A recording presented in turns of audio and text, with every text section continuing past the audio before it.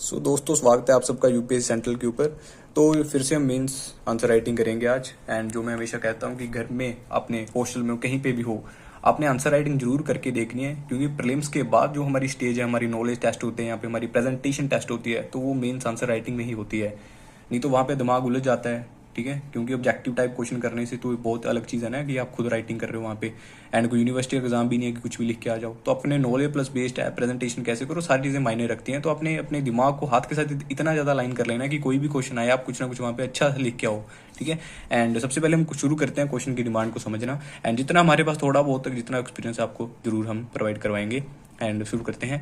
So India's education system confronts lot of challenge in providing quality education to the citizens. तो 150 words में है कि India में जो भी एजुकेशन सिस्टम है उसके क्या चैलेंज हैं, क्वालिटी एजुकेशन क्यों नहीं मिल पाती। तो हमें वो डिस्कस करना है, वो लिखना है कि क्या क्या दिक्कतें आती हैं। तो शुरू कैसे कर सकते हो आप इंट्रोडक्शन। तो फर्स्ट हो सकता है कि आप कोई करंट बेस्ड आपने कोई स्कीम बता दी, ठीक है, कोई इनिशिएटिव लिया गवर्नमेंट ने, जैसे बेटी पढ़ाओ बेटी बचाओ लिया गया था वहाँ पे, ठीक है, बेटी बचाओ बेटी पढ़ाओ। उसके बाद कोई ट्राइबल्स के लिए स्कीम थी कोई, ठीक है। या फिर आप कॉन्स्टिट्यूशन से कोई आर्टिकल उठा के यहाँ पे लिख सकते हो, स्टैटिक से मिला के। तो हमने क्या किया कि 86th कॉन्स्टिट्यूशन अमेंडमेंट लिख दिया कि 2002 में किया था। Made mandatory education enshrined article 21A for 6 to 14 years of children, बल्कि जो भी 6 से लेकर 14 साल के बच्चे हैं। तो 21 आर्टिकल ए डाला गया वहाँ पे 86th कॉन्स्टिट्यूशन अमेंडमेंट 2002 से। तो हमने यहाँ से शुरू किया।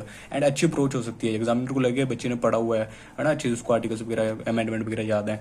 फिर हमने किया कि India's education system suffers lot specially in primary education where even no basic infrastructure. मतलब कि काफी ऐसे स्कूल्स हैं, जैसे हम न्यूज़ में भी दिखाए जाते हैं, झारखंड बिहार की तरफ ऐसे स्कूल्स होते हैं, यहाँ पे बेसिक इंफ्रास्ट्रक्चर भी नहीं होता, बेंच प्रोवाइड नहीं होते, वाटर कूलर वगैरह, पानी, ठीक है, पंखे लाइट्स वगैरह कुछ नहीं होता। तो प्राइमरी लेवल के ऊपर जो एजुकेशन सिस्टम है वो इंडिया का काफ़ी खराब है। एंड प्राइमरी लेवल ही काफ़ी ज़्यादा इंपॉर्टेंट भी होता है हमारे लिए। जैसे हमने यहाँ पे चाइना के एग्जांपल दे सकते हैं कि चाइना जो प्राइमरी लेवल है उसके ऊपर काफ़ी ज़्यादा मेहनत करता है, काफ़ी ज़्यादा इनिशिएटिव लेके आता है वो प्राइमरी लेवल के ऊपर। फिर according to latest update, India doesn't have any university in the world top 50। बल्कि टॉप 50 में हमारी कोई यूनिवर्सिटी नहीं है इंडिया की, ठीक है। जहाँ पे एक टाइम पे नालंदा यूनिवर्सिटी हुआ करती थी हमारे, ठीक है, विक्रमशिला यूनिवर्सिटी हुआ करती थी। आज जो है टॉप 50 में हमारी कोई यूनिवर्सिटी नहीं है। इवन 100 में भी शायद एक दो यूनिवर्सिटी आती है, इवन वो भी नहीं आती। सो उसके एग्जांपल यहाँ पे दे सकते हो आप। मतलब कि आप एक स्टार्ट कर रहे हो, अच्छा स्टार्ट ले रहे हो ना आपकी, यहाँ पे आपने आर्टिकल दे दिया और यहाँ पे अपने प्राइमरी एजुकेशन के बारे में बोल दिया, और यहाँ पे यूनिवर्सिटी के बारे में आपने बता दिया कि कोई यूनिवर्सिटी नहीं है हमारी टॉप वर्ल्ड यूनिवर्सिटीज़ में। तो एक अच्छी अप्रोच है आपकी ये। फिर कन्फ्रंट तो poverty line direct link with education. And poverty line भी कहीं ना कहीं एजुकेशन से जुड़ी है। If parents have no money then no education.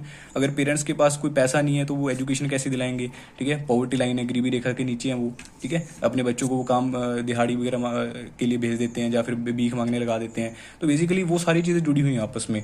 तो lack of infrastructure in schools में, इंफ्रास्ट्रक्चर नहीं है, अवेयरनेस नहीं है वैसे कि स्कूल में जाओ एडमिशन वगैरह करवाओ। So parents mentality that child has to work for money, कि बच्चा पैदा कर लिया तो काम करना पड़ेगा। सो वो सारी चीज़ें आप यहाँ पे मेंशन कर सकते हो। फिर यहाँ पे आप वो भी बता सकते हो कि जो लड़कियों का ड्रॉप आउट रेट है वो लड़कों से ज़्यादा है, ठीक है। इवन एडमिशन्स आजकल कम हो रही हैं, एंड प्राइवेट स्कूल ज़्यादा खुल रहे हैं, गवर्नमेंट स्कूल कई बंद भी हो चुके हैं। तो बहुत सारे एग्जांपल्स है देने के लिए आपके लिए। So enthusiasm very low in childrens because low practical activity. Practical activity नहीं करवाई जाती है। एंड बच्चे जो छोटे होते हैं वो प्रैक्टिकल चीज़ों को देख के खुश होता है कि मेरे सामने कोई गाड़ी बड़ी है, टॉय पड़ा है, कोई गेम है, ठीक है। वो सारी चीज़ें यहाँ पे आप लिख सकते हो। एंथुसियाज्म ही नहीं होता बच्चों के अंदर, सिर्फ पढ़ाई करवाओ, बस रीडिंग बुक्स हाँ याद करवा लिया, रट्टाफिकेशन लिख सकते हो यहाँ पे। सो India's model is based on the reading and writing. सिर्फ रीडिंग राइटिंग करवा दी जाती है, बस प्रैक्टिकल बेस्ड होता नहीं है। तो यहाँ से फिर से आप चाइना की, जापान के एग्जाम्पल दे सकते हो, वहाँ पे प्रैक्टिकल चीज़ें करवाई जाती हैं।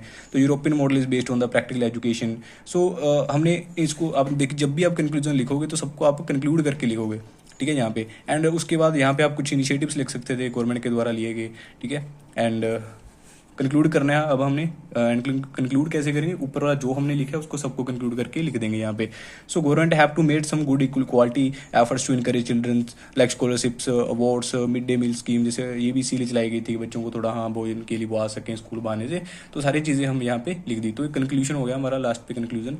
तो ऐसे करके आप एक अच्छा प्रेजेंट कर सकते हो अपना आंसर, ठीक है, कि आपको भाई आपने अच्छा पढ़ा हुआ है, ठीक है। एंड कुछ इनिशिएटिव स्कीम्स देना मत भूलना, ठीक है। एंड ये भी हमने 7-8 मिनट में टाइम लगा के लिखा हुआ 150 का। आप भी इतने टाइम पे लगाने की जरूर कोशिश कीजिएगा। तो अच्छा लगा हो तो लाइक सब्सक्राइब कर सकते हो। अगर अदरवाइज कोई दिक्कत नहीं है, इंप्रूवमेंट की सजेशन दे सकते हो। धन्यवाद, शुक्रिया।